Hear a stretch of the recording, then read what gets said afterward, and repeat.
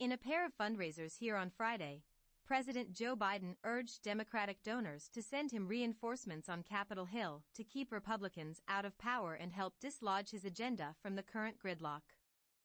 "We need 2 more senators," Biden said at the second fundraiser, a reference to Senators Kyrsten Sinema of Arizona and Joe Manchin of West Virginia, 2 members of the Democratic caucus that he's struggled to win over.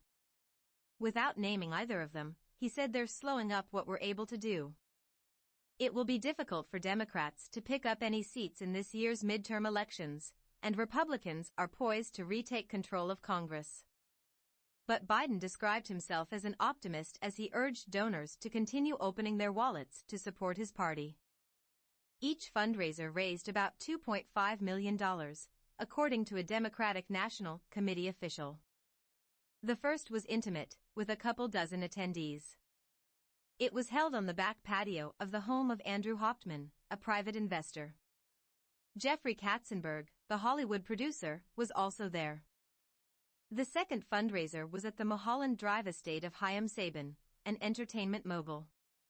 Scores of donors sat under a tent that was pitched on the property's tennis court. During the fundraiser there, Biden touted the economic progress under his watch but conceded that prices will likely continue to rise. "We're going to live with this inflation for a while," he said. "It's going to come down gradually, but we're going to live with it for a while." Biden also spoke emotionally about the toll of 2 recent gun massacres, in Uvalde, Texas, and Buffalo, New York. He mocked the idea that teachers should be armed, noting how long it takes to train a soldier to use a firearm. Pantomiming a pistol with his fingers, he said, "It's not easy to pick up a rifle or a gun and blow somebody's brains out." At the first fundraiser, First Lady Jill Biden spoke before the president. "He is working as hard as he can," she said. "We are moving in the right direction." Biden spoke about rallying allies to support Ukraine, recalling how some people doubted U.S. intelligence about Russia's pending invasion.